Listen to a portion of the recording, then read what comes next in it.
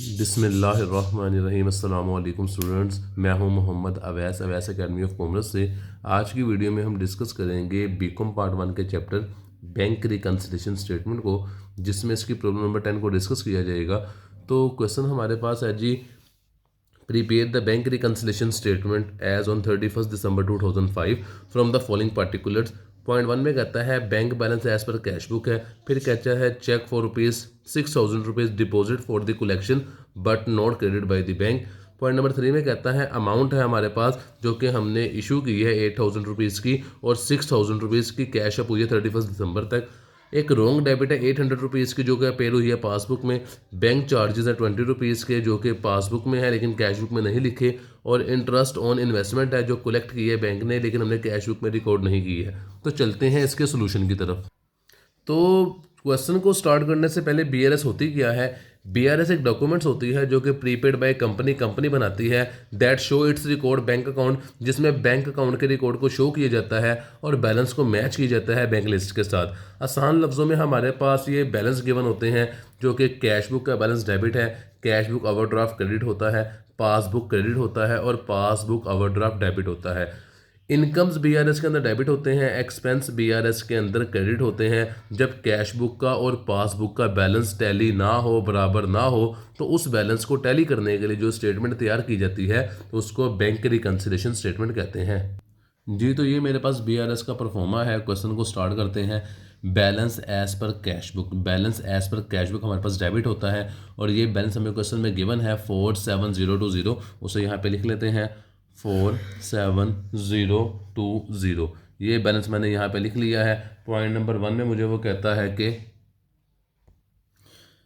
Check for ₹6,000 deposit for the collection but not credit by the bank. Check ہم نے جمع کروائے ہیں لیکن جمع نہیں ہوئے، یہ نوٹ کلیکٹڈ چیکس ہیں، اور نوٹ کلیکٹڈ چیکس کریڈٹ ہوتے ہیں۔ اگر ڈیبٹ بیلنس گیون ہوگا تو ڈیبٹ والی تمام آئٹمز ایڈ کے اندر آ جائیں گی اور کریڈٹ والی لیس میں آ جائیں گی۔ تو نوٹ کلیکٹڈ چیکس ہمارے کریڈٹ ہوتے ہیں تو یہ نیچے آ جائیں گے نوٹ کلیکٹڈ چیکس کے نام سے۔ یہاں پہ لکھ دینا آپ نے نوٹ کلیکٹڈ چیکس، اور جو اماؤنٹ اس کی گیون ہے وہ ہم لکھ دیں گے۔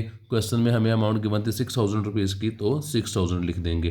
اس کے بعد جو ہمارے پاس پوائنٹ ہے وہ پوائنٹ ہمارے پاس گیون ہے جی، check amounting ₹8,000 were issue on 28 December, out of which check ₹6,000 ور کیشڈ اپ آن 31 دسمبر 2005، کہ ہم نے ₹8,000 کے چیک ایشو کیے تھے جس میں سے ₹6,000 کے چیک جو تھے وہ کیش ہو گئے ہیں دسمبر میں، تو ₹2,000 کے چیک کیش نہیں ہوئے ہیں۔ ایسے چیک جو ہم نے بینک میں جمع کروائے ہوں اور بینک نے انہیں ایسے چیک جو ہم نے ایشو کیے ہوں اور بینک نے انہیں کیش نہ کیا ہو وہ ناٹ پریزنٹڈ چیک کہلاتے ہیں۔ تو 8,000 کے چیک تھے، ₹6,000 کے کیش ہو گئے، ₹2,000 کے کیش نہیں ہوئے ہیں، یہ 2,000 کے ہمارے پاس ناٹ پریزنٹڈ چیک کے نام سے آ جائیں گے۔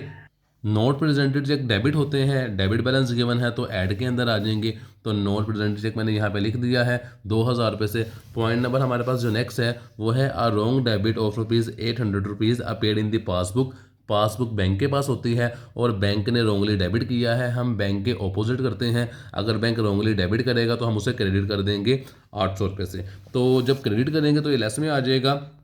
اسٹیٹمنٹ لکھیں گے bank Rongli debit, bank Rongli debit, اور اماؤنٹ ہمارے پاس جو گیون تھی ₹600 سے وہ یہاں پہ لکھ دیں گے۔ اس کے بعد جو نیکسٹ پوائنٹ ہمارے پاس تھا وہ ہے بینک چارجز ₹20 اپیئرڈ ان دی پاس بک۔ پاس بک میں ₹20 سے بینک چارجز اپیئر ہوئے ہیں۔ بینک چارجز کسے کہتے ہیں؟ بینک نے کچھ ایکسپینسز وغیرہ کاٹے ہیں تو یہ آپ کے ایکسپینس ہوتے ہیں، ایکسپینس بی آر ایس کے اندر کریڈٹ ہوتے ہیں، تو کریڈٹ والی لیس میں آ جائے گی کیونکہ اوپر ڈیبٹ بیلنس گیون ہے۔ یہاں پہ بینک چارجز کے نام سے ہم لکھ دیتے ہیں بینک چارجز ₹20، تو یہاں پہ لکھ دیتے ہیں بینک چارجز ₹20۔ جو اس کا لاسٹ پوائنٹ ہے وہ ہے interest on investment collected by the bank but not yet record in the cash book, interest ₹2,000۔ Interest on investment ہے جو کہ بینک نے کلیکٹ کی ہے لیکن کیش بک میں ریکارڈ نہیں کی ہے، لیکن بینک نے کلیکٹ کر لی ہے۔ انویسٹمنٹ کے اوپر جو پیسے ملتے ہیں وہ ہماری انکم ہوتی ہے، اور انکم بی آر ایس میں ڈیبٹ ہوتی ہے، اور اوپر ڈیبٹ بیلنس گیون ہے تو یہ ایڈ میں آ جائے گی۔ جیسے یہاں پہ لکھ دیں گے انٹرسٹ آن انویسٹمنٹ کے نام سے، تو انٹرسٹ آن انویسٹمنٹ ہمارے پاس تھی جی ₹2,000 کی، اسے یہاں پہ لکھ دیتے ہیں ₹2,000 سے۔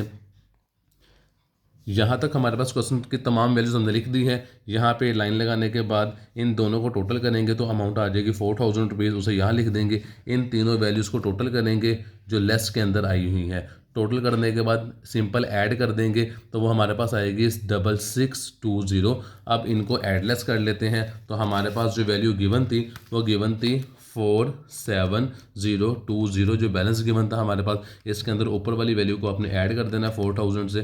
جو آنسر آئے گا یہاں پہ مینشن کریں 51020. اور جو نیچے والی ویلیو تھی اسے ہم لیس کر دیں گے 6620. تو ہمارے پاس نیچے جو آنسر آ رہا ہے وہ ہمارے پاس بیلنس آ رہا ہے 4440. تو یہاں پہ لکھ دیتے ہیں 4440.